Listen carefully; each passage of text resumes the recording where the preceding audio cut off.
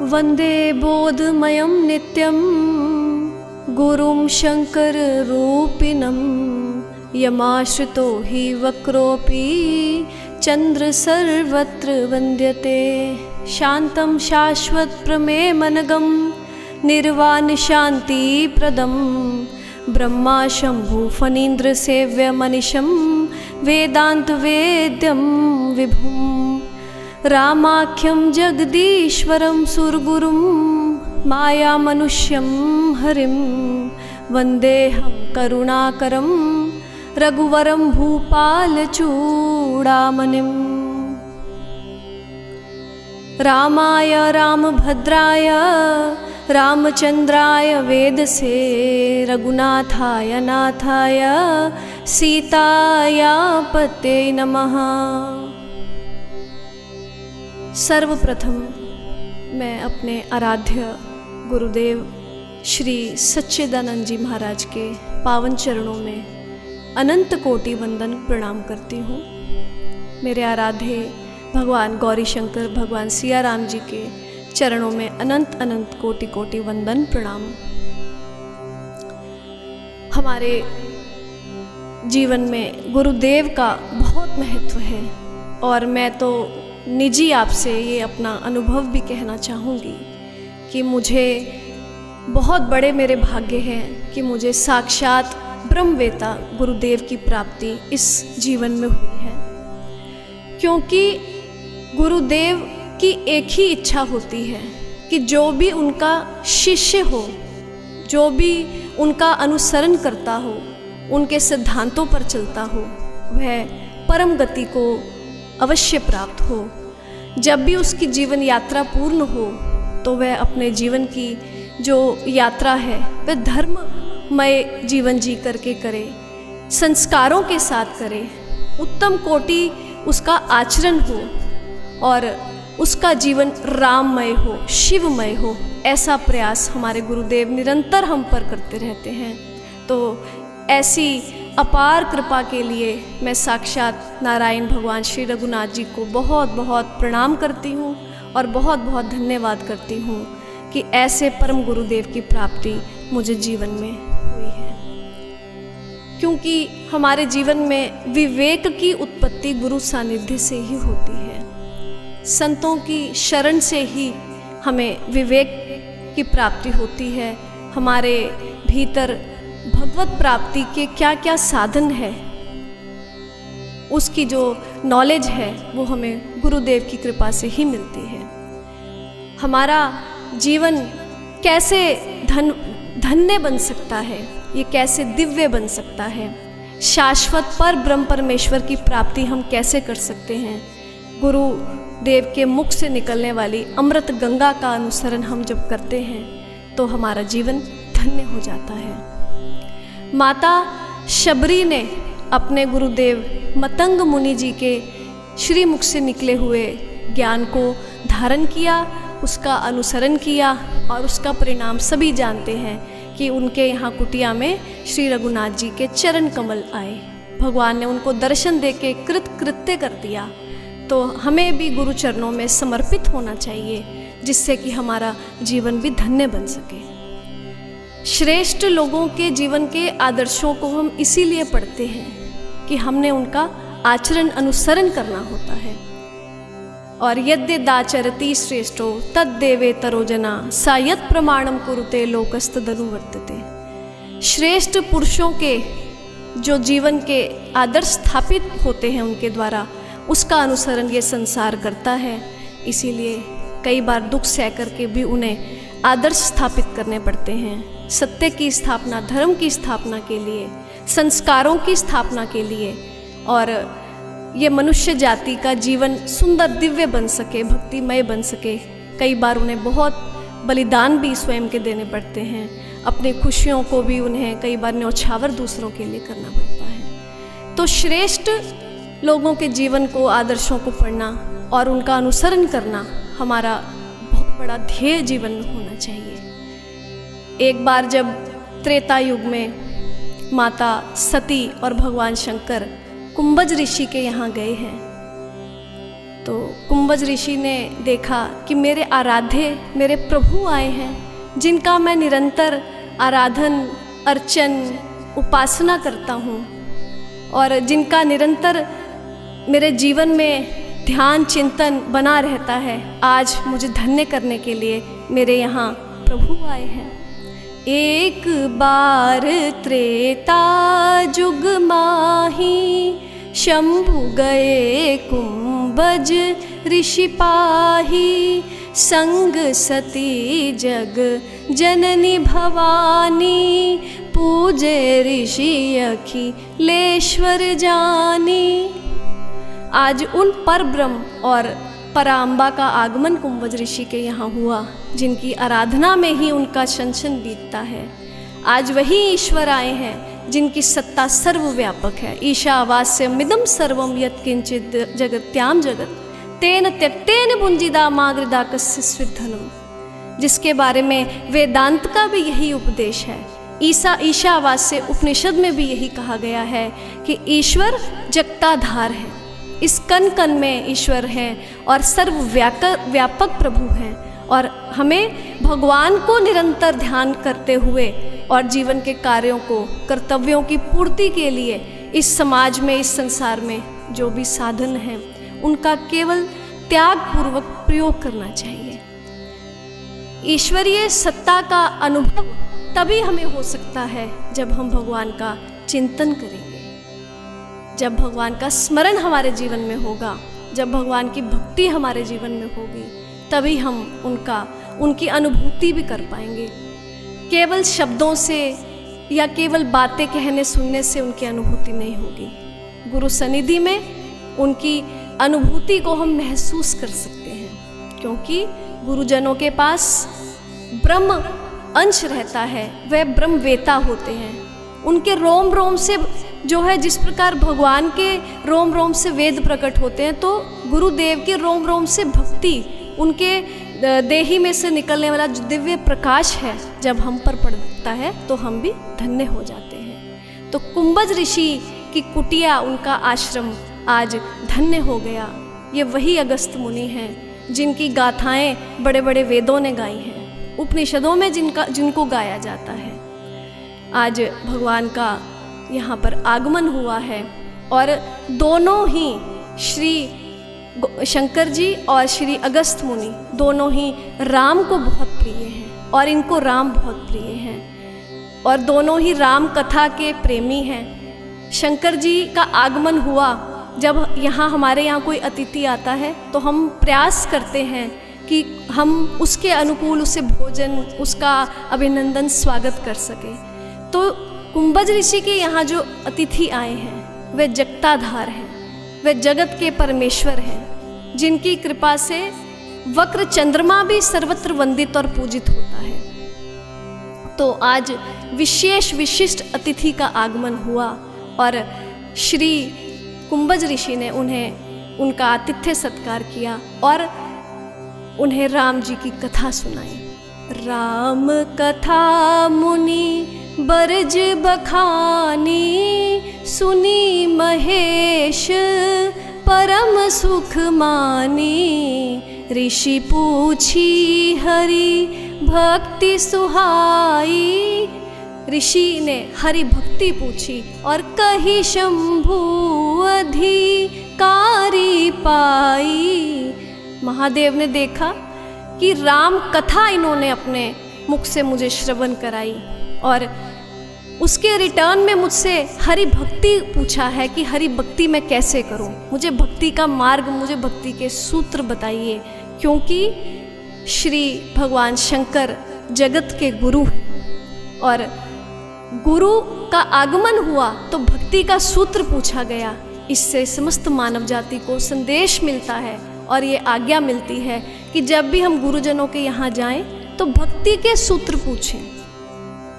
हमारा कल्याण कैसे होगा, हमारा उत्थान कैसे होगा, इसके सूत्र पूछें। सांसारिक वस्तुओं की होड़ में तो व्यक्ति इधर उधर भटकता है, परंतु जब कम से कम गुरुदेव के स्थान पर जाएं तो अपने उत्थान के लिए परमार्थ का साधन कैसे हो सकता है, उसको पूछने की चेष्टा अवश्य करें। तो राम कथा सुनने के बाद हरि भक्ति के सूत्र भगवान शंकर जी ने उनको प्रदान किए हैं। और श्री रघुनाथ जी की कथा कहने सुनने के उपरांत कुछ दिन के बाद उन्होंने ऋषि से विदा मांगी है।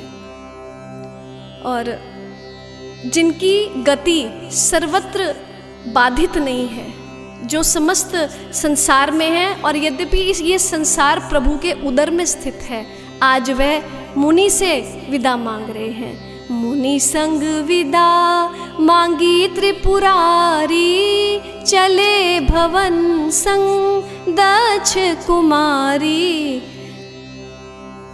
मुनि से विदा मांग रहे हैं वह परमेश्वर जिनकी आराधना मुनि निरंतर करते रहते हैं। और अब जब उनके जाने का समय हुआ, विदाई का समय आया, तो मुनि का जो हृदय है वह कुंठित हो गया। उनके नेत्रों से प्रेम अश्रुओं की धारा बहने लगी। जैसे कोई प्रियतम अपनी प्रियतमा से जब बिछुड़ जाता है, तब जैसे वो दोनों भाव विभोर हो जाते हैं। तो यहाँ तो जगत के स्वामी, जगताधिपति, अनंत कोटि ब्रह्मांड नायक श्री भगवान शंकर से आज विदाई कुंभज मुनि की हो रही है। वे बहुत भावुक हो गए, नेत्रों से जल निकला। अब भगवान कुछ उन्हें सांत्वना दे करके और वहाँ से आगे उन्होंने प्रस्थान किया।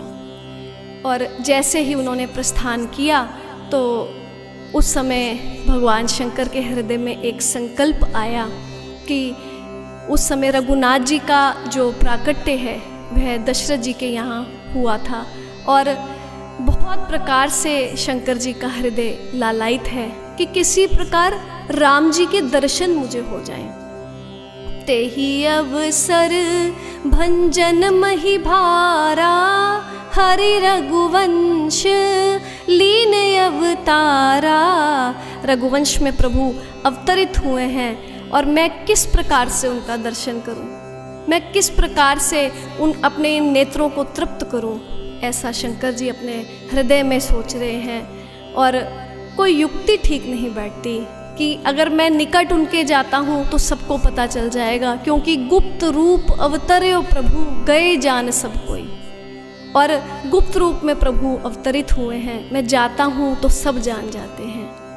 क्योंकि श्री रघुनाथ जी लीला करते हुए उस समय दंडक वन की भूमि को पवित्र करते हुए लखनलाल जी के साथ माता जानकी की खोज में जा रहे थे। पिता वचन तजी राजी उदासी, दंडक वन विचरत अविनाशी। दंडक वन को पवित्र करते हुए रघुनाथ जी चले जा रहे हैं और महादेव चाहते हैं कि उनका दर्शन हो जाए। अब यहाँ एक बात बहुत ही इम्पॉर्टेंट है और आजकल का बहुत ही गंभीर विषय भी है। आजकल के माहौल से, एनवायरनमेंट से प्रभावित होकर के जो बच्चे हैं वह अपने संस्कारों को भूलते जा रहे हैं, अपने धर्म का परित्याग करते जा रहे हैं। हम वह लोग हैं जो रघुनाथ जी के आचरण को पढ़ते हैं, उनके जीवन को पढ़ते हैं। तो हमारा पढ़ना और कहना तभी सार्थक है जब हम उनके बताए हुए आदर्शों का अनुसरण अपने जीवन में करें। जब तक हम उनके आदर्शों को अपने जीवन में उतारेंगे नहीं, हमारा जीवन परिवर्तित नहीं होगा, हमारा जीवन बदलेगा नहीं, सुंदर नहीं होगा। रघुनाथ जी को भोर में राज्य मिलना था, परंतु रात्रि में ही उन्हें वनवास की आज्ञा हो गई। तो उन्होंने कहा कि पिता दीन मोहि कानन राजू, मुझे पिताजी ने वन का राज्य दे दिया। उन्होंने ये नहीं कहा कि मुझे राज्य देने का कहा था और वन को भेज रहे हैं, ऐसा नहीं कहा। और वही पुत्र उत्तम है जो अनाज्ञप्तोऽपि कुरुते पितु कार्यम स उत्तमः, जो पिता की आज्ञा को प्राप्त होने से पहले ही पिता के द्वारा जो अभीष्ट कार्य है उसको कर दे, उसकी सिद्धि को कर दे, ऐसा पुत्र उत्तम है। और जो उसे आज्ञा को प्राप्त होने के बाद करता है उसे मध्यम श्रेणी का कहा गया है। और जो तीसरी श्रेणी बताई गई है वह विचारणीय है कि उक्तो अपि नैव कुरुते स पुत्रो मल उच्यते। ऐसे पुत्र को विष्ठा की संज्ञा ग्रंथों ने दी है। अध्यात्म रामायण में ये आया है कि पिता की आज्ञा को प्राप्त करने के उपरांत भी जो पुत्र उसका अनुसरण नहीं करता वह विष्ठा के समान है। तो रघुनाथ जी के चरित्रों को पढ़कर उनका अनुसरण जब तक हम नहीं करते तब तक हमारे जीवन में, समाज में परिवर्तन नहीं आएगा। तो पिता की आज्ञा का अनुसरण करते हुए रघुनाथ जी चले जा रहे हैं और इधर महादेव के हृदय में संकल्प आया कि मुझे रघुनाथ जी का दर्शन हो जाए। महादेव जी में और रघुनाथ जी में कोई अंतर तो है नहीं, हर ही हर है। और उसी समय श्री रघुनाथ जी और लखनलाल जी उन्हें आते हुए दिखे और महादेव प्रसन्न हो गए। जय सच्चिदानंद जग पावन, अस कही चले ओ मनोज नसावन। जय सच्चिदानंद जग पावन, अस कही चले ओ मनोज नसावन। महादेव जी ने उनका जय घोष करना शुरू कर दिया और उन्हें सच्चिदानंद कह करके प्रभु की जय जयकार उन्होंने की। और माता सती शंकर जी की इस दशा को देख करके चौंक गई और सोचने लगी कि ये तो राजा के पुत्र हैं और ये वन में इस प्रकार नारी की विरह में और दुखित होकर के इस दंडक वन में घूम रहे हैं। इन्हें महादेव ने सच्चिदानंद कह करके इनका जय घोष क्यों किया? माता सोच में पड़ गई। और भगवान तो सब जानते हैं, हर अंतर्यामी सब जानी, यद्यपि प्रगट न कहो भगवान। माता ने यद्यपि प्रगट कुछ भी नहीं कहा, परंतु शंकर जी सब जान गए। और माँ निरंतर सोच में पड़ गई कि ब्रह्म जो व्यापक बिरज अज, अकल अनीह अभेद, सो की दे दरी होई नर, जाही न जानत वेद। जिनको वेद भी नहीं जानते, क्या वह पर ब्रह्म परमेश्वर मनुष्य का रूप धरकर इस प्रकार वन में दुखित होकर के घूमेंगे? ये कैसे संभव है? क्योंकि विष्णु में और भगवान शिव में कोई अंतर नहीं है, इस बात को माता जानती है। और एक बात यहाँ पर बहुत आवश्यक है कहनी।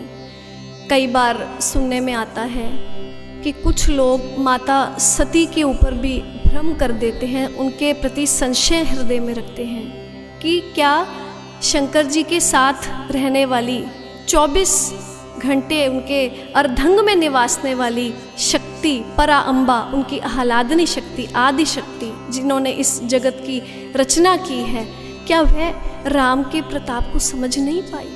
तो ऐसा बिल्कुल भी नहीं है। मेरे गुरुदेव कहते हैं कि जब भी कोई अवतार आते हैं, जो भी उनकी समाज में लीलाएं उनके द्वारा होनी होती हैं, तो उनकी जो शक्ति होती है, अंतरंगा उनकी शक्ति, कई बार कष्ट सह करके भी प्रभु की लीला को पूर्ण करने में उन्हें पूर्ण रूप से सहयोग करती है। और उस संयोग में, उस कार्य में कई बार उन्हें बहुत कष्ट भी सहने पड़ते हैं, कई प्रकार की बाधाओं से भी गुजरना उन्हें पड़ता है, परंतु प्रभु के कार्य को संपूर्ण करने के लिए उन्होंने इस बात को स्वीकार किया और भगवान की प्रेरणा के अनुसार उन्होंने संसार में लीला करनी शुरू कर दी।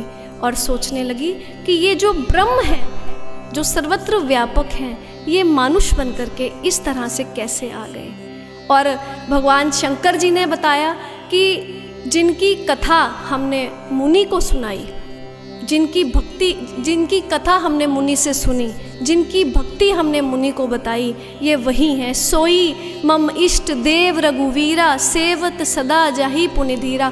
कि जो ये रघुनाथ जी हैं, ये मेरे आराध्य देव हैं और सदा ही मुनियों के द्वारा और निज जनों के द्वारा ये सेवित रहते हैं। अब यहाँ एक बहुत सुंदर सूत्र प्राप्त होता है कि यद्यपि ईश्वर सर्वव्यापक है, परंतु उन्हें प्रकट करने की एक विधि है। श्वेताश्वरो उपनिषद में एक बहुत ही सुंदर श्लोक आता है, तिलेषु तैलम ददनीव सर्पिरापः स्त्रोतः स्वर्निषु चाग्निः एवमात्मात्मनि गृह्यते असो सत्य नयनम तपसा योनु पश्यति।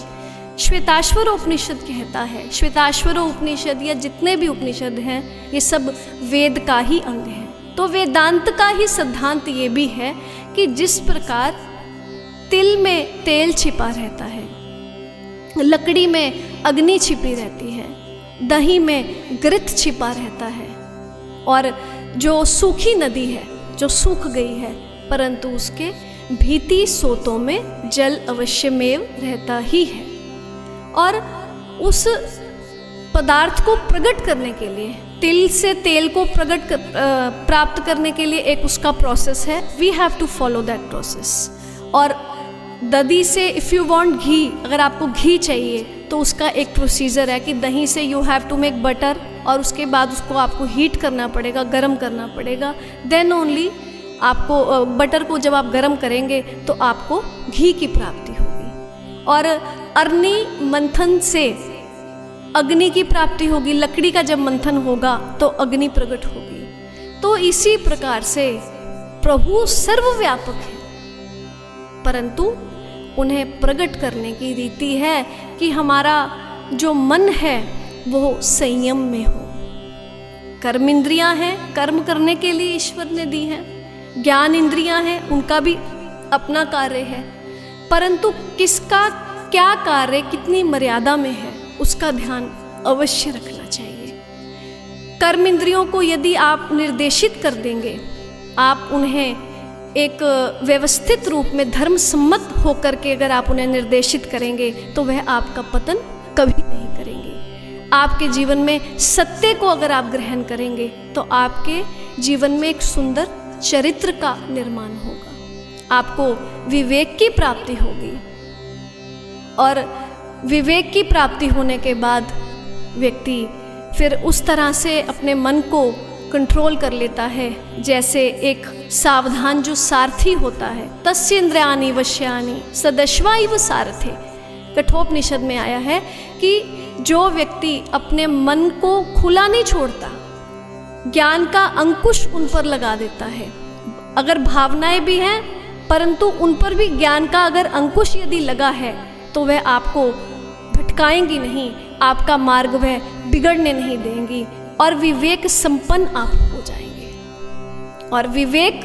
आपके उत्थान के लिए फिर कार्य करेगा, और विवेक ही है जो आपको संसार के मोह की जो दौर्बल्यता है उसका ज्ञान कराएगा। होई विवेक मोह भ्रम भागा तब रघुनाथ चरण अनुरागा।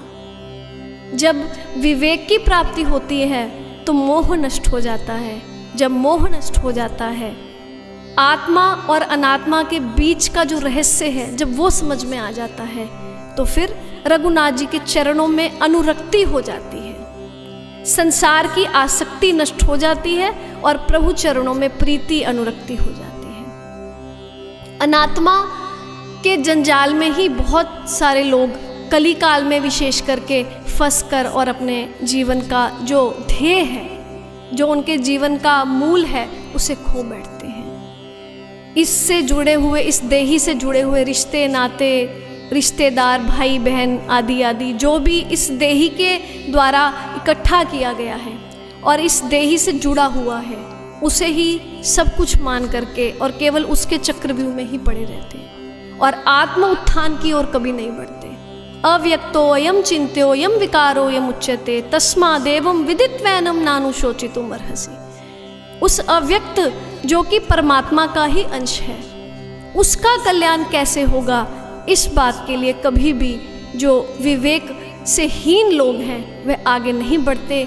इसीलिए गुरुजन ऐसा कहते हैं, वेदांत ऐसा कहता है कि मन रूपी घोड़ों को ज्ञान रूपी अंकुश लगाना चाहिए, और अच्छे घोड़े जैसे एक रथ में अगर जुते हों तो सावधान सारथी उन्हें निर्दिष्ट मार्ग पर ही प्रशस्त करता है और इधर उधर कहीं जाने नहीं देता। इस प्रकार हमें अपने मन की भावनाओं को, विचारों को निर्देशित करना चाहिए और क्या सही है क्या गलत है इसका डिसीजन हमें लेकर के ही सभी कार्यों को जीवन में करना चाहिए। अब शंकर जी ने प्रयास किया कि माता का संदेह दूर हो सके।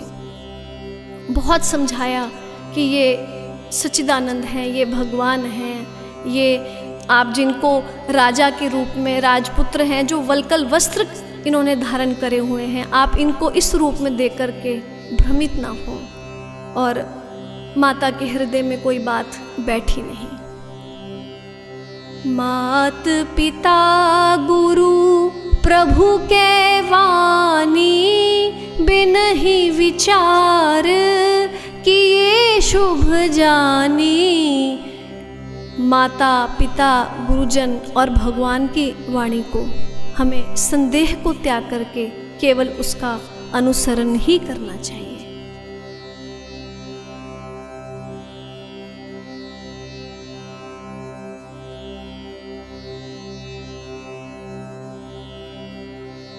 माता पिता गुरुजनों के पास जीवन का अनुभव रहता है, तो हमें उनके अनुभव से ही शिक्षा ग्रहण कर लेनी चाहिए, और वो कभी भी हमें गलत मार्ग पर नहीं जाने का प्रेरणा देते, अच्छे मार्ग की ओर हमें प्रेरित करते हैं। भगवान शंकर जी ने माता से कहा कि यदि आपके मन में कोई संदेह है तो किन जाई परीक्षा ले हो, जो तुमरे मन अति संदेह हो, कि यदि आपके हृदय में कोई भी संशय है तो आप जा कर के उनकी परीक्षा ले लीजिए।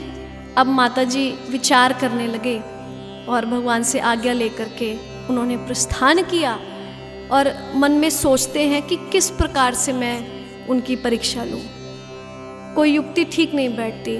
फिर एक समय ऐसा आया कि माता जी ने निश्चित कर लिया कि मेरा आगे का क्या कार्य है, और उस मार्ग पे जाकर के माता जी स्थित हो गए जिधर से रघुनाथ जी और लखनलाल जी आ रहे थे। और जैसे ही रघुनाथ जी ने माता का दर्शन किया तो भगवान ने हाथ जोड़ लिए। जोरी पानी प्रभु कीन प्रणामू, पितु समेत लीन निज नामू। विपिन अकेली फिरहि के ही हेतु, कि आप किस हेतु से इस जो है वन में घूम रही हैं, इस घोर वन में जहाँ पर कोई भी नहीं है, आप किस हेतु से घूम रही हैं, और वृष केतु कहाँ हैं। और जैसे ही रघुनाथ जी के वचन मैया ने सुने, मैया स्तंभित हो गई, क्योंकि सामने वो खड़े हैं जो दिव्यता को भी दिव्यता प्रदान करने वाले हैं।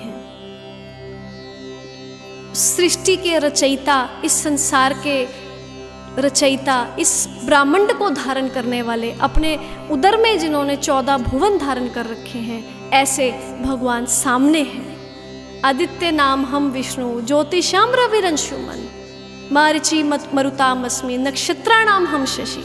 जो सूर्यों का प्रकाश जिनसे प्रारंभ हो करके और सूर्य प्राप्त करते हैं, और फिर सारे संसार को सूर्य प्रकाशित करते हैं, और जो संसार के प्रकाशक भी हैं, जीवन दाता भी हैं, ऐसे रघुनाथ जी सामने खड़े। और माता को जब उन्होंने प्रणाम किया तो माता भयभीत हो गई, क्योंकि भगवान का दर्शन अतिशय दिव्य है। और भगवान ने ही कहा है कि जो व्यक्ति दिव्य गुणों से संपन्न होता है उसका जीवन में कभी पतन नहीं होता। अभयम सत्व संशुद्धिर ज्ञानम योग व्यवस्थिति, दानम दमश्च यज्ञश्च स्वाध्याय तपः आर्जवम। उसके जीवन में से भय नष्ट हो जाते हैं, उसका जीवन अपने सही लक्ष्य की ओर चला जाता है। उसके जीवन में जो है इंद्रियां जो उसकी हैं वह निर्देशित होकर के धर्म सम्मत कार्य करती हैं। वह कभी भटकन में नहीं जाता, वह स्वाध्याय करता है, क्योंकि स्वाध्याय को बहुत बड़ा तप कहा है। और उसके जीवन में सत्व शुद्धि हो जाती है, उसके आहार की शुद्धि, उसके विचार की शुद्धि, उसकी मानसिकता शुद्ध हो जाती है। उसका जो ध्यान है वो विषयों में ना रह करके और भगवान के मार्ग पर चला जाता है। अब आहार भी कई प्रकार का बताया है। सात्विक आहार है, तामसिक आहार है, यात यामम गत रसम पूति परिशिष्टम चयत उच्छिष्ठामपि चामेदम भोजनम तामस प्रियम। कि जो सात्विक गुणों को धारण करने वाले, दिव्य गुणों को धारण करने वाले व्यक्ति हैं, वे कभी भी तामसिक भोजन नहीं लेते, तामसिक विचार, तामसिक आहार वे ग्रहण नहीं करते। आहार केवल मुख से उदर पूर्ति के लिए नहीं, अपितु नेत्रों से भी आहार लिया जाता है, कर्णों से भी आहार लिया जाता है। तो ये जो हमारे कर्ण हैं, ये भगवान की स्तुतियाँ सुनने के लिए हमें ईश्वर की ओर से प्रदानित हैं। ये नेत्र भगवान के दर्शन करने के लिए जो हमें मिले हैं। और जब हम इन नेत्रों से भगवत दर्शन करने लग जाएंगे, तब हमारे भीतर के सभी मोह, प्रपंच, संशय नष्ट हो जाएंगे। क्योंकि अज्ञश्च अश्रद्धानश्च संशय आत्मा विनश्यति, नायम लोको अस्ति ना परो ना सुखम संशय आत्मा। कि जो व्यक्ति अज्ञानी होता है, जो संशय में, भ्रम में फंस जाता है, उसका इस संसार में भी कभी उसे सिद्धि प्राप्त नहीं होती और परलोक को भी वह सिद्ध नहीं करता। क्योंकि अज्ञान की और अश्रद्धा की उत्पत्ति अविवेक से होगी। जब हमारा विवेक काम नहीं करता, तो हमें हमारे भीतर अश्रद्धा, अज्ञान की उत्पत्ति हो जाती है। और जब हम संतों की शरण में जाते हैं, तो वहाँ से हमें सत्संग की प्राप्ति होती है। बिनु सत्संग ना हरि कथा, ते ही बिनु मोह न भाग। जब तक हम सत्संग में नहीं जाते, विवेक की प्राप्ति नहीं होती, हमारे जीवन का उत्थान नहीं होता। तो इसीलिए प्रयास करना चाहिए कि जब भी हमारे बड़े हमें कुछ कहें, तो उसका अनुसरण हम करें। भगवान रघुनाथ जी के मुख से जब सुना कि वृषकेतु कहाँ है, माँ चिंतित हो गई और सोचने लगी कि अब मैं क्या उत्तर दे दूंगी भगवान शंकर को, कि रघुनाथ जी के प्रताप को मैंने नहीं जाना और निज अज्ञान राम पर आना, मैं शंकर कर कहा न माना।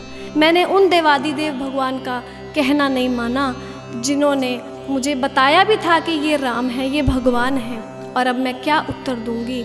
ऐसा विचार कर माता का हृदय कुंठित है। तो जो दिव्यता को भी दिव्यता प्रदान करें, जब उनका दर्शन व्यक्ति को जीवन में होता है, भक्ति मार्ग से जब होता है, तब उसके जीवन के सभी संशय नष्ट हो जाते हैं। ज्योतिषामपि तज्ज्योतिष तमसा प्रमुच्यते ज्ञानम ज्ञेयम हृदि सर्वस्य विष्टितम। कि ऐसे भगवान जो इस संसार को प्रकाशित करते हैं, जो अप्रमेय हैं, अकथनीय हैं, अकल्पनीय हैं, जिनकी सत्ता को, जिनके तत्व को समझ पाना कठिन है, केवल गुरुजनों की सानिध्य में जा कर के ही व्यक्ति समझ सकता है। क्योंकि ममैव वांशो जीवलोके जीव भूत सनातना, क्योंकि भगवान की सत्ता ही तो कण कण में समाई है। हमने जानना क्या है, हमारे जीवन का मूल उद्देश्य क्या है, इस धरातल पर हमारा जन्म क्यों हुआ, हमें मनुष्य क्यों बनाया। तो इन सब प्रश्नों के उत्तर हमें गुरुदेव की सनिधि से प्राप्त होते हैं, उनके ज्ञान से प्राप्त होते हैं। हमारा जीवन दिव्य अति दिव्य बने, सुंदर बने, क्योंकि दैवी संपद्वि मोक्षाया निबंधा या सूरीमता। दिव्यता आपको मोक्ष की ओर ले जाएगी, और जो आसुरी भाव है वो आपको बंधन की ओर ले जाएगा। असुरिया नामते लोका अंधेन तमसावृता तामसते प्रेत्या भी गच्छन्ति ये के चात महनो जना। ईशावास्य उपनिषद कह रहा है कि जो व्यक्ति अज्ञान रूपी अंधकार में पड़े रहते हैं, वो नाना प्रकार की कुकर शूकर आदि योनियों में भटकते हुए फिर अनंत कोटि जन्मों तक कष्टों को सहन करते हैं। तो हमारा जीवन दिव्य हो, और जब हम दिव्य हो जाएंगे, हमारे विचार सुंदर हो जाएंगे, तब वह परमात्मा हमसे दूर नहीं। तदे जति तनय जति तद दूरे त्वदन्ति के तदंतरस्य सर्वस्य तदु सर्वस्यास्य बाह्यात्। वह ईश्वर दूर से भी दूर है, किनके लिए? जो अश्रद्धावान है, और निकट से भी निकट हैं उनके लिए जिनके भीतर श्रद्धा के बीज हैं, जिनका हृदय उस खेत की तरह है जहाँ पर श्रद्धा के बीज हैं। गुरु कृपा रूपी जल अमृत का काम करता है, और फिर भक्ति के और कल्याण के फूल वहाँ खिलते हैं। तो हमारे जीवन में दिव्यता कैसे आए, उसके लिए साधन करना चाहिए। तदे जति तनय जति तद दूरे त्वदन्ति के तदंतरस्य सर्वस्य तदु सर्वस्यास्य बाह्यात्। क्योंकि वे भगवान इस संसार के अंदर भी हैं और इसके बाहर भी हैं।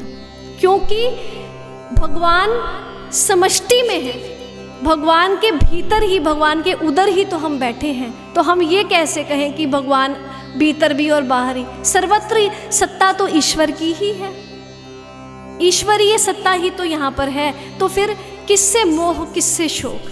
यस्मिन् सर्वाणि भूतानि आत्मै भूति जानतः तत्र को मोह को शोक एकत्व मनुपश्यतः। जब समस्त संसार में ईश्वरीय सत्ता ही विराजमान है तो फिर किससे शोक करें, किससे मोह करें? कौन अपना, कौन पराया, कौन अच्छा, कौन बुरा, कौन मेरा, कौन तुम्हारा? मैं और तू की जो दो की लड़ाई है वह फिर नष्ट हो जाती है, क्योंकि इसी का नाम माया है। और माया को प्रणाम करना है, क्योंकि माया शक्ति है।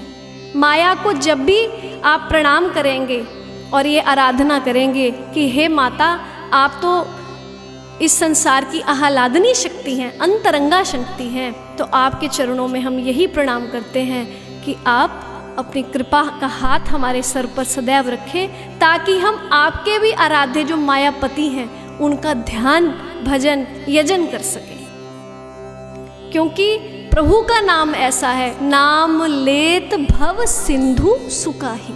जो भव सिंधु को सुखा दे वही प्रभु का सुंदर नाम है। अपतु अजामिल गज कनिकाऊ भय मुकुट हरि नाम प्रभु। ये वही नाम है जो जिससे अजामिल जैसे बड़े बड़े महापापी, गनिका और गज का भी जिन्होंने उद्धार किया, ये वही प्रभु हैं, ये वही राम हैं, जिनकी कथा हम सुनते हैं, जिनकी कथा हमारे संशयों को दूर कर देती है, जिनकी कथा हमारे भीतर के जो हमारी वृत्तियां हैं, बुरी वृत्तियां, उन्हें नष्ट कर देती हैं। ऐसे प्रभु राम हमारे हैं। तो जब भी माया को आप प्रणाम करके और प्रभु की भक्ति के लिए आग्रह करेंगे तो फिर माया आपके ऊपर से अपने प्रभाव को खींच लेगी। तो यस्मिन् सर्वाणि भूतानि आत्मै भूति जानतः, फिर भगवान का ही भगवत दर्शन आपको समष्टि में होगा। इक्षते योग युक्त आत्मा सर्वत्र समदर्शिना। फिर आप समष्टि में उनका दर्शन ही करेंगे, भगवान का दर्शन आपको होगा, फिर किसी से आपको नफरत नहीं होगी। You will never get hatred from others. और किसी विशेष पर आपका मोह नहीं होगा, क्योंकि कल्याण तो आत्मा का करना है। कौन सी आत्मा? जो कभी नष्ट नहीं होती। अजो नित्य शाश्वतो अयम पुराणो न हन्यते हन्यमाने शरीरे, जिसके बारे में गीता जी में स्पष्ट कहा कि नैनम छिन्दन्ति शस्त्राणि न चैनम क्लेदयन्ति आपो न शोष्यति मारुतः, कि जिसे ना तो शस्त्र भेज सकता है, ना मारुत सुखा सकती है, ना जल भिगा सकता है, जो सदा थी, सदा है और सदा रहेगी, जो सदा रहने वाली है। ये देही के मिटने ना मिटने से आत्मा का कोई संबंध नहीं है। ना हन्यते हन्यमाने शरीरे, इस देही की कोई परिसीमा है, परंतु आत्मा उस अनंत का शाश्वत अंश है। भगवान को बहुत सुंदर उद्बोधन करते हुए अर्जुन ने भी कहा है कि त्वमस्य परम निधानम, कि आप तो परम निधान हैं। त्वम अक्षरम परम वेदित्वम तव्यम, कि आप तो इस संसार के जगताधार हैं। शाश्वत धर्म गोप्ता सनातनस्तव पुरुषो मतों में, आप तो शाश्वत धर्म के गोप्ता हैं, आप सनातन हैं। आप ही से ये संसार उद्भूत होता है और आप ही में जाकर के समाहित हो जाता है। इसीलिए हे भगवान, मैं आपको बारंबार प्रणाम करता हूँ। तो ऐसी सुंदर संस्कृति में हमारा जन्म हो, ऐसा सनातन का हमें आश्रय मिला हो, गुरुजनों की सनिधि हो, राम जैसे हमारे आराध्य हो, भगवान शंकर के जैसे ज्ञान के सागर हो, पुरुष प्रसिद्ध प्रकाश निधि प्रगट परावरनाथ ऐसे रघुनाथ जी हो, और हमारे जीवन का जो सुंदर, हमारे जीवन को सुंदर बनाने का प्रभु कार्य करते हैं। उनकी भक्ति हमारे जीवन में नए नए फूल खिलाती है, नई नई उमंग हमारे भीतर आती है। बस एक बात है कि हमें समर्पण करना है, हमारे समर्पण में कहीं कमी ना रह जाए, अपने से ज्येष्ठों की बात पर संशय ना रहे, तब हमारा जीवन निश्चित तौर से इस यात्रा को पूर्ण करके और परम धाम में जाकर के विलीन हो जाएगा।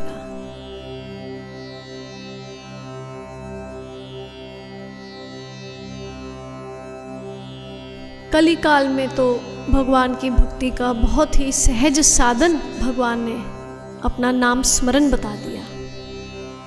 इस नाम ने अनंत कोटि कुमति रखने वाले व्यक्तियों की जो बुद्धि है उसे सुमति में परिवर्तित कर दिया। जहाँ सुमति तह संपत्ति नाना, जहाँ कुमति तहाँ विपत्ति निधाना। क्योंकि जहाँ सुमति रहती है, सुंदर मति जहाँ रहती है, सुंदर विचार जहाँ रहते हैं, वहाँ सब प्रकार की संपत्तियाँ स्वतः ही उपलब्ध हो जाती हैं। और जहाँ कुमति रहती है, जिनकी बुद्धि बिगड़ी रहती है, जो धर्म का आचरण नहीं करते, धर्म को तृण की तरह त्याग देते हैं और मनमाने ढंग से जो जीवन जीते हैं, ऐसे व्यक्ति निरंतर ही और निश्चित रूप से ही वह पतन को ही प्राप्त होते हैं।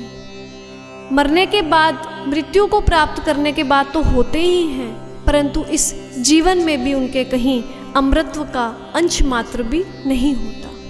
क्योंकि अमृतत्व की प्राप्ति उसे होती है जो धर्म का आचरण करता है।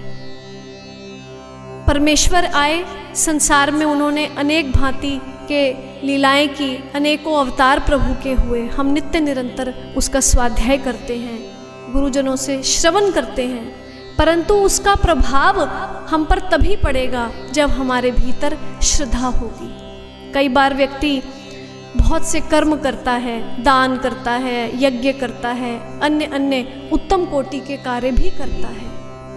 यदि उन सभी कार्यों में श्रद्धा है फिर तो वे सफल हो जाते हैं।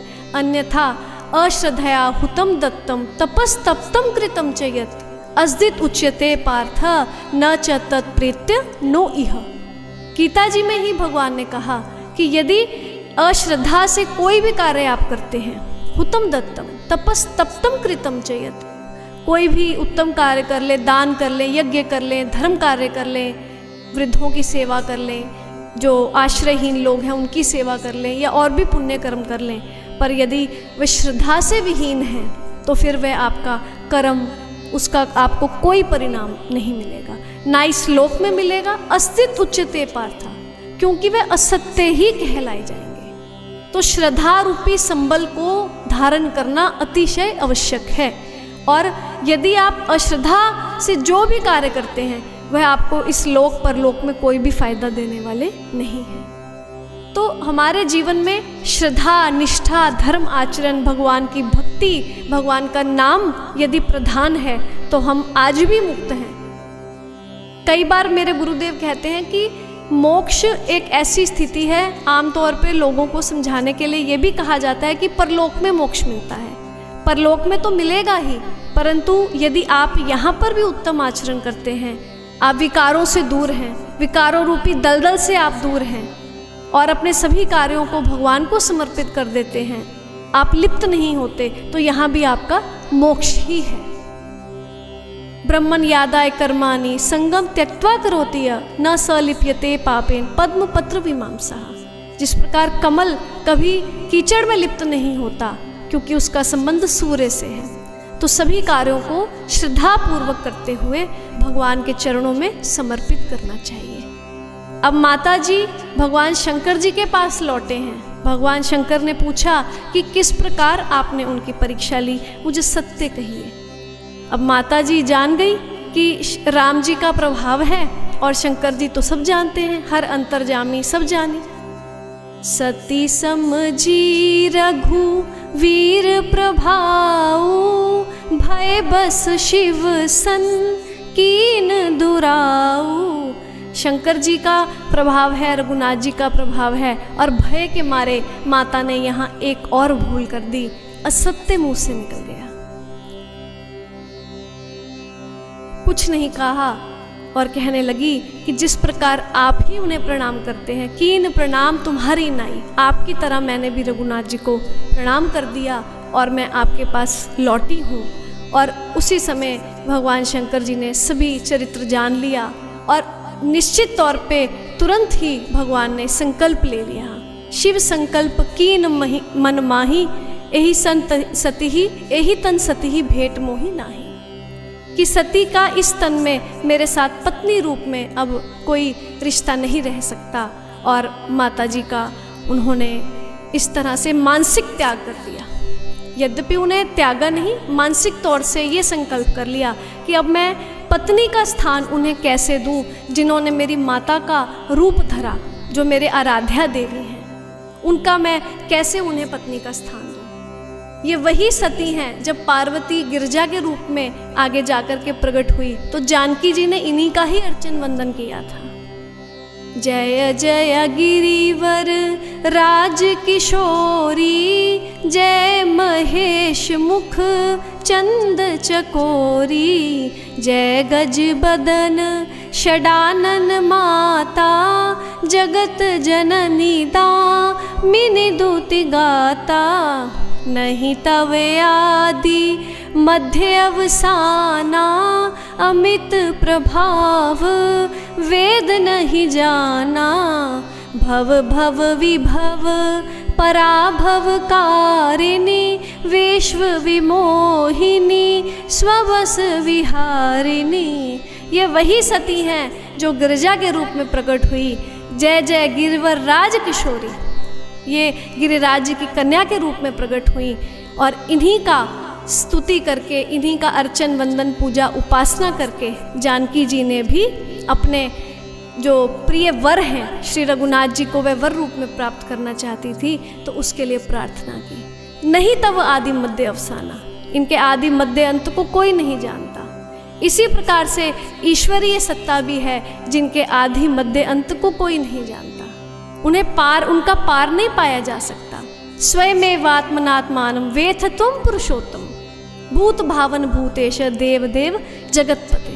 उन्हें जाना नहीं जा सकता, वह अपनी माया शक्ति से ही इस संसार को प्रकट करते हैं। मयाध्यक्षेन सूयते सचराचरम, इस प्रभु की ही अध्यक्षता में जो आह्लादनी शक्ति माया है इस संसार की रचना करती है, तीनों गुणों से इसकी रचना करती है और भगवान ही इसके प्रकट करने वाले पितामह भी है।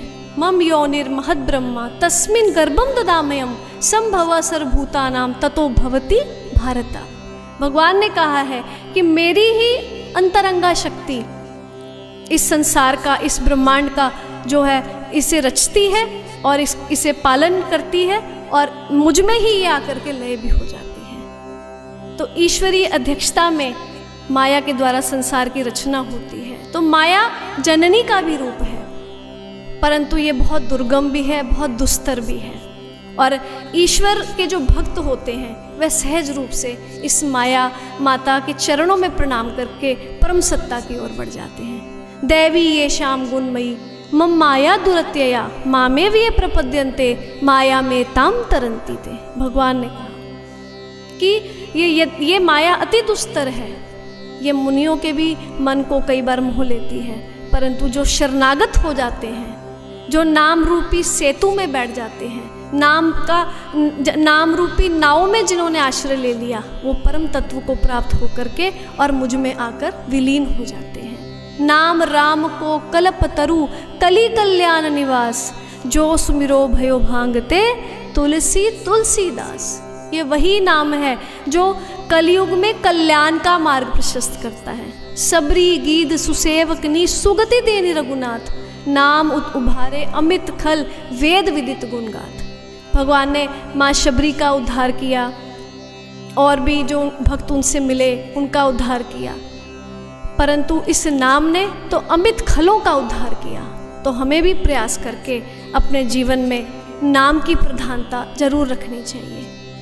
कार्य कोई भी हो, सांसारिक कार्य हो, अपने गृहस्थ के आपके कार्य हों, बच्चों के पालन पोषण के कार्य हों, परंतु आपका एक निरंतर चिंतन, निरंतर एक आपकी स्मृति भगवत चरणों में बनी ही रहनी चाहिए। उससे आपकी ज्ञान चक्षु भी जागृत हो जाएंगे और आपको पाप के मार्ग पर फिर आप नहीं जाएंगे, क्योंकि एक तरफ भगवान का नाम जो पतितों को पावन करने वाला है और दूसरी तरफ पाप का मार्ग जो आपको नष्ट भ्रष्ट करने वाला है। तो यदि आप भगवान के पतित को पावन करने वाले नाम का आश्रय लेंगे, भगवान के सुंदर मुखमंडल का चिंतन यदि आपके मन में होगा, मानसिक रूप से अगर आपकी बुद्धि का निवेश वहाँ होगा, तो निश्चित तौर पर आप भगवत प्राप्ति ही करेंगे।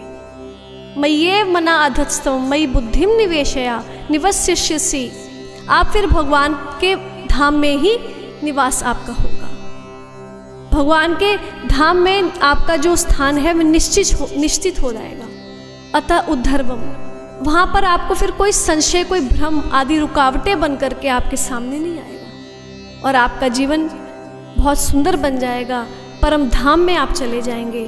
तो जीवन बहुत छोटा सा है, बहुत मुश्किल से इस मनुष्य देही की प्राप्ति हुई है और हमें सभी साधन करके इसे सुंदर बनाने का, दिव्य और आध्यात्मिक बनाने का हमें मार्ग प्रशस्त करना चाहिए। हमें जीवन में सतोगुण हमारे भीतर बढ़ सके, उसके लिए हमें प्रयास करना चाहिए, क्योंकि सतोगुणी व्यक्ति की ही उत्तम गति बताई है। उद्धर्वम गच्छन्ति सत्वस्था मध्य तिष्ठन्ति राजसा जगन्ने गुण वृत्तिस्था अधो गच्छन्ति तामसा। तामसिक व्यक्ति अधोगति को प्राप्त हो जाते हैं। ये संसार में जितने भी आपको कीट पतंगे आदि, जो भी पशु हैं या जो भी शूकर कुकर आदि दिखाई पड़ रहे हैं, ये सब अधोगति में पड़े हुए जीव हैं। और जो आज मनुष्य हैं, कभी इनका भी पास्ट यही था, ये भी पहले यही थे। भगवान की कृपा का अनुग्रह इन्हें प्राप्त हुआ और मनुष्य देही की प्राप्ति हो गई। तो उद्धर्वम गच्छन्ति सत्वस्था, जो सात्विक गुणों से युक्त व्यक्ति होता है वह उत्तम लोगों को प्राप्त होता है, और जो तामसिक गुणों को अपने जीवन में धारण करता है वो अपना विवेक, वैराग्य, भक्ति, योग सब खो बैठता है और नीच योनियों में अधोगति को प्राप्त होकर के अनेकों प्रकार के कष्ट बारंबार आके इस संसार में सहन करता है। उसकी ये जो क्रिया है, ये जो क्रम है, वह टूटता नहीं। पुनरपि मरणम पुनरपि जननम पुनरपि जननी जठरे शयनम, वो बार बार माता के उदर में आकर के और अनेक तरह के संतापों को भोगता है। तो इस मनुष्य देही की प्राप्ति हमारे जीवन के उद्धार के लिए हुई है। हमारा जीवन कम से कम हम तामसिक छोड़ कर के राशिए को पार करते हुए सात्विक गुणों को तो धारण करें, और जब निरंतर अभ्यास व्यक्ति का हो जाएगा, सात्विक गुण उसके भीतर जब निरंतर रहने लगेंगे, उसका अभ्यास बन जाएगा, फिर वो गुणातीत को भी प्राप्त कर सकता है। फिर गुणातीत व्यक्ति, गुणातीत की जो परिभाषा है, उसके जो लक्षण है, वो उसके जीवन में आ ही जाएंगे। जितात्मना प्रशांतस्य परमात्मा समाहिता शीतोषण सुख दुखेषु तथा मान अपमानयो। फिर वह मान अपमान, सुख दुख, गर्मी सर्दी से ऊपर उठा हुआ जिसने अपने मन को जीत लिया, वह शांत होगा और परमात्मा समाहिता, ईश्वर में वह समाहित हो जाएगा, उसकी वृत्तियां बाहर नहीं भटकेंगी। तो ऐसे सुंदर आचरण, ऐसे सुंदर जीवन तो हमारे गुरुजनों के ही हैं। तो यदि हम अपने गुरुजनों की सेवा करते हैं, उनके बताए हुए निर्दिष्ट मार्ग पर अगर हम चलते हैं, तो हमारे जीवन में भी धन्यता अवश्य आएगी। और हमें भी निरंतर प्रयास करना चाहिए, क्योंकि जो व्यक्ति प्रयास करता है, जो पुरुषार्थ के लिए जागा हुआ है, वह विषयों में सोया रहता है, और जो विषयों में जागा है वह अपने परमार्थ के साधन में सो जाता है। या निशा सर्वभूतानां तस्याम जागर्ति संयमी यस्याम जागर्ति भूतानि सा निशा पश्यतो मुने। या तो आप विषयों में जागेंगे या परमार्थ में जागेंगे। एक समय पर आप दोनों स्थानों पर नहीं जागृत रह सकते। विषयों में जागा हुआ व्यक्ति परमार्थ का साधन नहीं कर सकता, और जो परमार्थ में जागृत है फिर तो वह दिव्य आनंद की अनुभूति करता है। फिर उसे विषय रूपी विष को वह कभी धारण नहीं करेगा, क्योंकि अमृत का स्थान जहाँ होता है वहाँ विष का कोई स्थान नहीं, और जहाँ विष होता है वह अमृत नहीं रह सकता। Because both of these elements are contradictory, ये आपस में कॉन्ट्रीडिक्टरी हैं, इनका आपस में कभी भी संयोग नहीं हो सकता। तो विषय रूपी विष को त्यागना है, एक एक करके विकारों को छोड़ना है।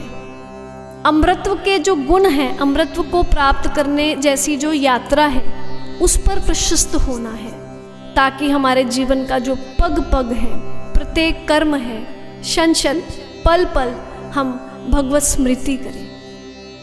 शबरी मैया को लोग बहुत कुछ कहने लगे, ये बावरी है, ये पगली है, आदि आदि।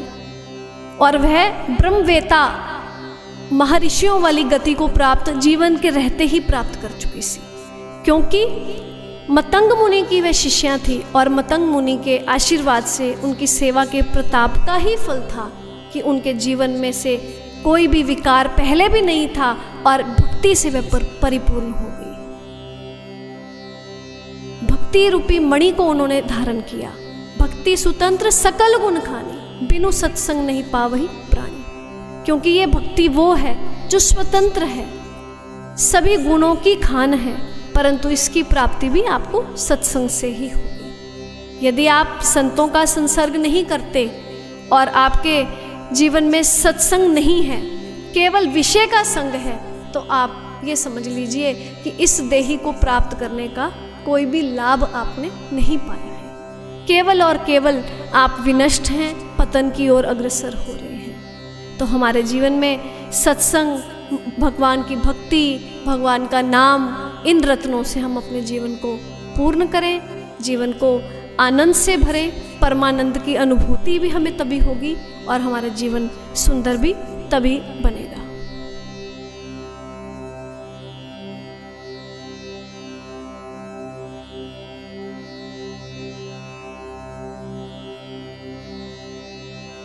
भगवान के अनेकों नाम हैं, अनेकों चरित्र हैं और उनके चरित्र का एक एक शब्द आपके अनेक पापों को नष्ट करता है। चरितम रघुनाथस्य शतकोटि प्रविस्तरम एकैकमक्षरम पुंसाम महापातक नाशनम। एक एक अक्षर महापातक को नष्ट करने वाला है।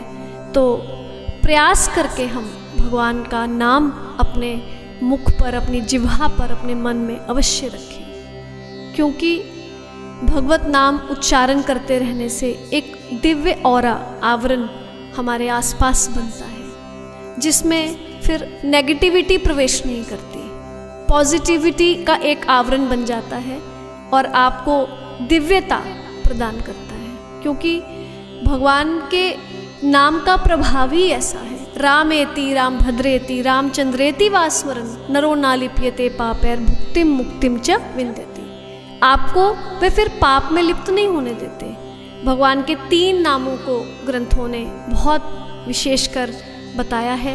वैसे तो भगवान के सारे ही नाम कल्याण करने वाले हैं। रामेति, राम भद्रेति और रामचंद्रेति। राम, रामभद्र और रामचंद्र, ये 3 नाम ऐसे हैं जो व्यक्ति इनका आश्रय करता है, वह निश्चित तौर पर अपने जीवन के सभी मनोरथों को पूर्ण करता हुआ और धर्म का आचरण करता हुआ, भगवान की प्रीति को प्राप्त करता हुआ फिर भगवान में जा मिलता है। भगवान सभी का पालन पोषण कर रहे हैं, क्योंकि वह तो रचयिता है। उनका तो काम ही यही है कि संसार को उत्पन्न करना। परंतु जब विशेष प्रेम उनका अच्छा लगता है किसी जीव पर, किसी निज जन पर, तो वह फिर धन्य हो जाता है। जब भरद्वाज जी के यहाँ भगवान आए तो भगवान का दर्शन करते ही भरद्वाज जी को ये लगा कि मेरे जीवन के सभी जो तप हैं, तपस्याएं हैं, जो मैंने संयम किया, नियम किया, व्रत आदि उपासनाएं की, वे सब पूर्ण हो गए। और बहुत ही सुंदर मानस में एक चौपाई है, आज सफल तप तीर्थ त्यागू, आज सफल जप जोग विरागू, सफल सकल शुभ साधन साजू, राम तुम्हई अव लोकत आजू। हे राम, आपका दर्शन करने से सभी जो शुभ साधन मैंने किए उसका फल मुझे प्राप्त हो गया कि आपका दर्शन और आपके चरण कमलों का दर्शन मुझे हुआ। मेरे जीवन में मैंने अनंत तीर्थ किए, अनंत कोटि तीर्थों पर मैं गया, बहुत से जप तप यज्ञ किए, बहुत प्रकार की कठिन साधनाएं भी मैंने की, परंतु आपने दर्शन दे करके मेरे सभी जो साधन थे, जो तपस्याएं थी, उनको पूर्ण करके और मुझे आपने फल दे दिया। क्योंकि ये वही राम हैं, ये उन्हीं की झोली में पड़ते हैं जहाँ पर राम नाम का यज्ञ होता है।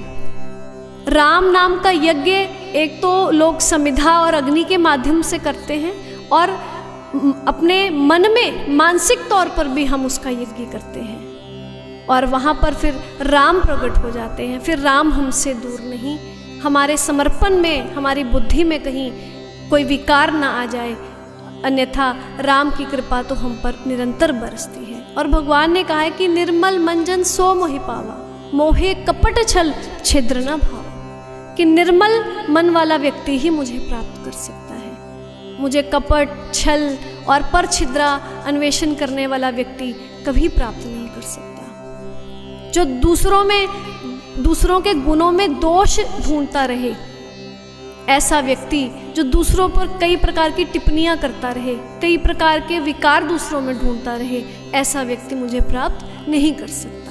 तो हमें बजाय दूसरों में हम दोष ढूंढे, हम अपने दोषों को, विकारों को अपने मन रूपी दर्पण में देखकर और उन्हें मिटाने का प्रयास हम करें, और गुरु के आशीर्वाद रूपी गंगा से ही इस मैल को धोया जा सकता है। तो ऐसा प्रयास हमें करना चाहिए कि हमारे जीवन के सभी विकार, मल आदि धुल सकें और हमारा जीवन सुंदर बन सके, हमारा जीवन दिव्य बन सके, और हम विकारों से ऊपर उठकर जीवन का आनंद लें, जीवन के इस उद्देश्य को समझे, और हम जीवन को समझे कि ये इतना सुंदर जीवन हमें दिया है प्रभु ने।